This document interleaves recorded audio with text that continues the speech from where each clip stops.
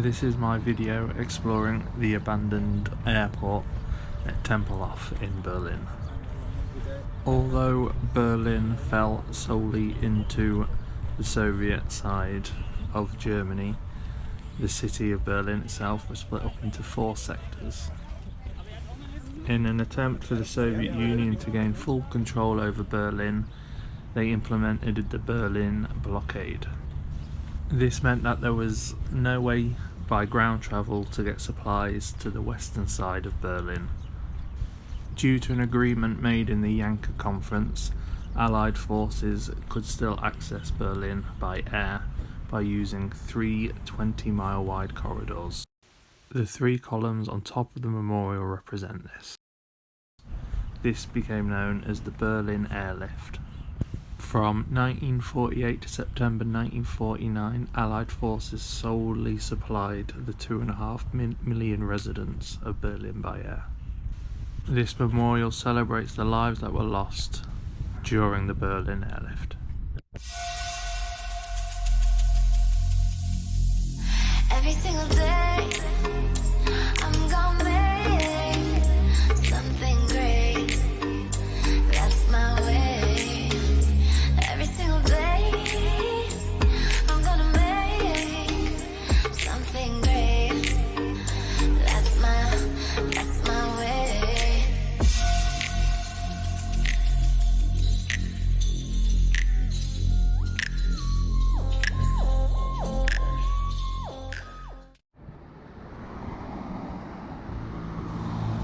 Sorry to have started off with a lot of words, but the only reason I came to this abandoned airport is because of the Berlin Airlift.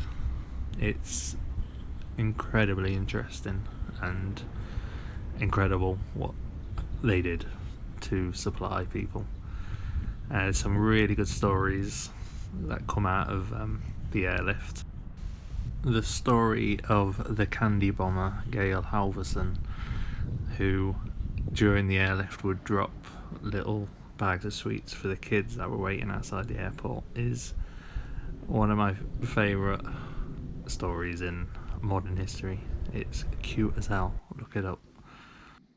If I continue to do videos, I'll do one solely on him, because it's a great story. But this is Tempelhof Airport, situated quite centrally in Berlin. It was an airport, designated an airport in 1923. They're the old train lines that the U-Bahn used to run into the airfield, the airport. It underwent massive reconstruction in the mid-1930s under Hitler's guise to better represent Hitler's world capital of Germania. It was meant to be very big and provide a proper gateway, in inverted commas, to Europe. We are currently in one of the old hangars. If you take a look to the top right at the concrete slabs, and when I was outside just before, it was designed to become a stadium stroke airport. It was going to be used for lots of Nazi military parades and air shows. It was designed to seat 100,000 people. We are now on one of the old runways which would have been used during the Berlin Airlift. The airport was headquarters for the US military in Europe. I never know what footage I can use due to copyright and stuff, but if you see images of Tempelhof, you'll see this circular terminal with the planes standing outside, which is recreated with that plane there. Tempelhof Airport is now used for refugees, but the people you see in and out the video aren't the refugees that are there. They are, well, I am on a tour.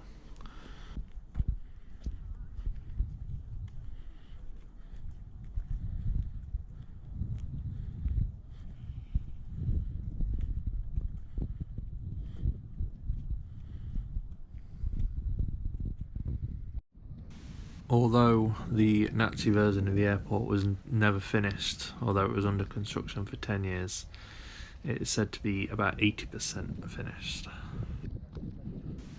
The question that you might have, which is the question that I had, was Berlin was destroyed during the Second World War, so how was probably the biggest airport, or the biggest airport in Berlin, not bombed?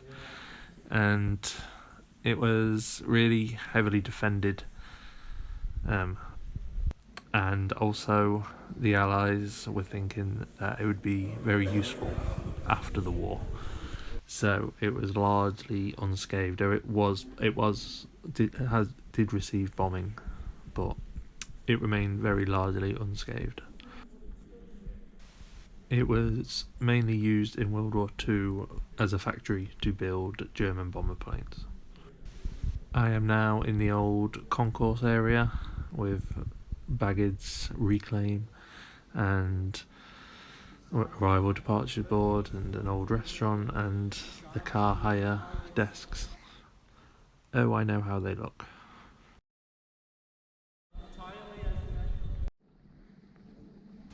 And this is the old counters where you would book in your flights and check in your baggage.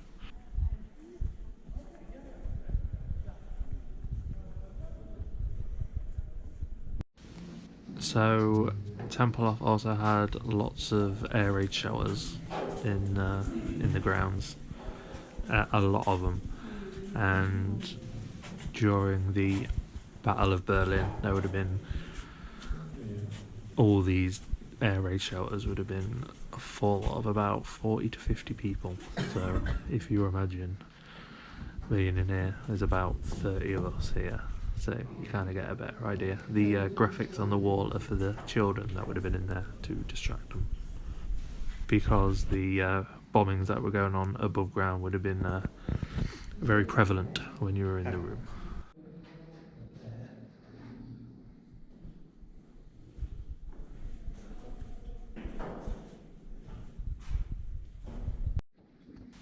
Towards the end of the Second World War, the Nazis were ordered to blow up lots of their own structures and things that, well, we know about them. I don't know how to phrase it. The German commander of Tempelhof was ordered to blow up Tempelhof or certain parts of Tempelhof, and he killed himself instead of doing so. His name, in my best German accent, is Rudolf Bottger. Yeah, I didn't put on an accent, but I'm not prepared to go there.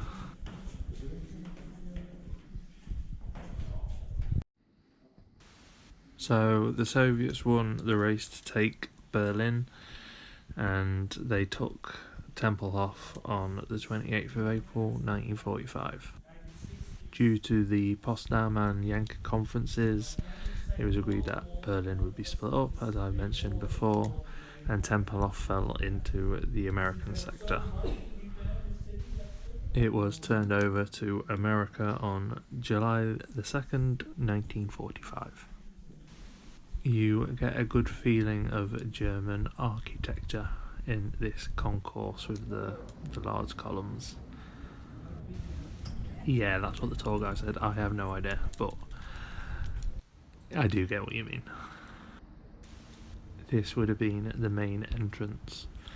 The plans that the Nazis had for the airport would have been a giant waterfall going from the front. I don't pan around to try and explain to her where the waterfall would have gone, but that was one of the wild plans. There were meant to be massive windows, like a floor to the roof of the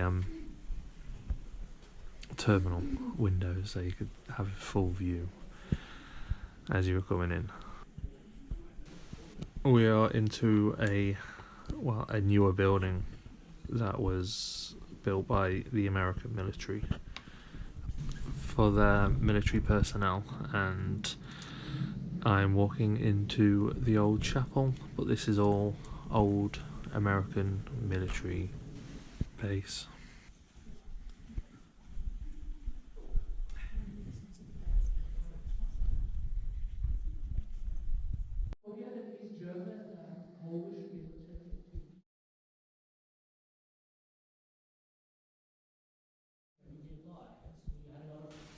I'm just walking around for the next couple of minutes of the video, so if you are watching and you're enjoying... Oh, actually, you see the darker red bits under the windows? That's from fire. So when things were burning, when it was being taken over, that's just a sign of the fires that were happening. But if you are liking, give me a like. I have done quite a few videos now. I believe I'm nearly at 80, so there's lots of other videos to watch. There are lots of plans in place for the future of the airport, featuring like a museum and hotels and lots of other things. So in the future the airport isn't going anywhere, they're just adding to it and developing the area. And these boards represent the past and the future of the airport.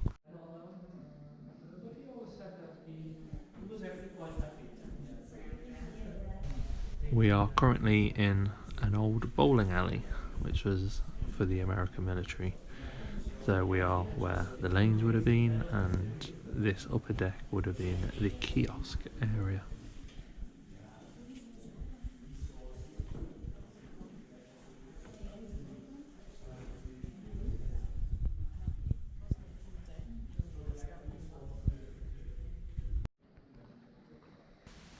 And now we are in the old gym for the American military.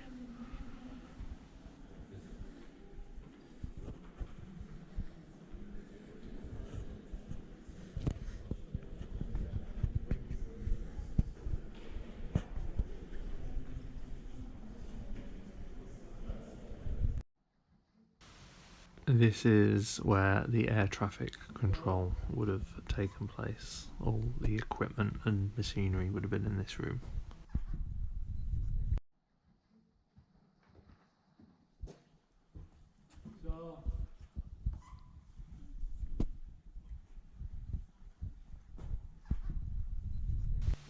And this is the end.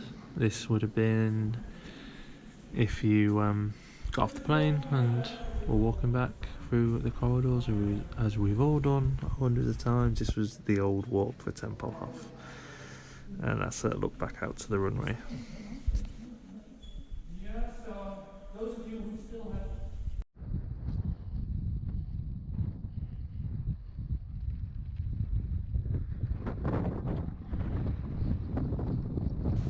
So I walked around to the front to the Tempelhof Park, so you can see the old airports to my left now, and this is the huge area that was out front, absolutely huge.